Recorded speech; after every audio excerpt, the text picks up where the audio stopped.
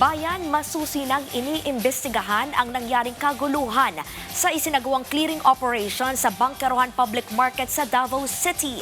Yan ang ulat ni Janessa Felix ng PTV Davao.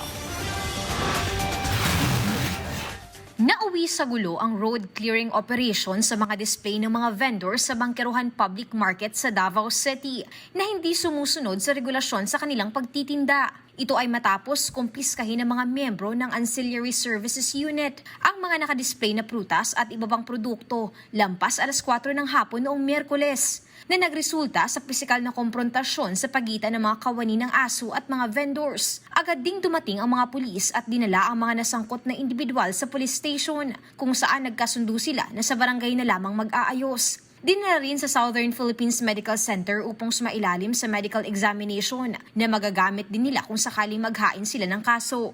Kung pwede kung musay balaod nga ipatuman sa ato ang local government unit diya sa Bangkerohan, tumanon lang nato ma'am no para dili ta maka-encounter problema.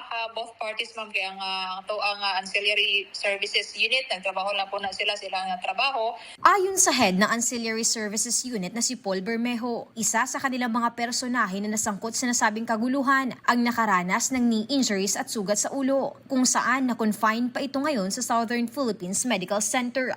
Hindi pa makapagbigay ng detalyadong pahayag ang kanilang opisina dahil hinihintay pa ang mga sworn statements mula sa kanilang mga personahe. Maximum tolerance ayon sa kanila ang laging tinuturo sa kanilang mga personahe, kaya kailangang imbestigahan ang nangyari kung bakit nauwi sa kaguluhan ng kanilang operasyon.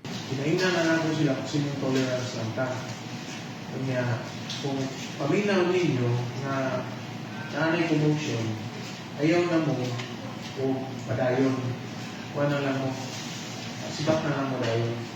Mula dito sa Davao City, Janessa Felix para sa Pambansang TV sa Bagong Pilipinas.